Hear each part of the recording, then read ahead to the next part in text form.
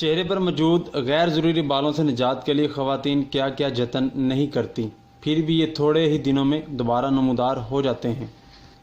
आइए अब हम आपको बताते हैं एक ऐसा टोटका जो कुछ अर्सा इस्तेमाल करने से आप इन ज़िद्दी बालों से हमेशा के लिए छुटकारा पा सकती हैं।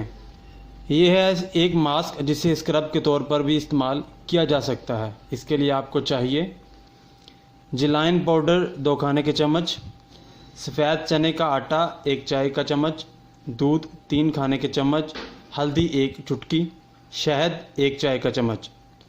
इन सब को अर्के गुलाब से मिलाकर पेस्ट बना लें और चेहरे पर 2 से 3 बार लगाकर मोटी तह बना लें। सूखने पर पहले ऑफ मास्क की तरह खींच कर उतार लें। अगर आपके चेहरे पर मोटे बाल हैं तो उसे मास्क की तरह लगाने की बजाय स्क्रब की तरह लगाएं और रगड़ रगड़ कर उतारें। कुछ ही मशकों के बाद आप चेहरे के फाजिल बालों से हमेशा के लिए निजात हासिल कर लेंगे। नाज़रीन, अगर आपने अभी तक हमारा UNP न्यूज़ चैनल सब्सक्राइब नहीं किया तो उसे सब्सक्राइब करें और बेल आइकन पर क्लिक करें ताकि हमारी आने वाली नई वीडियो बआसानी आप तक पहुंच सके।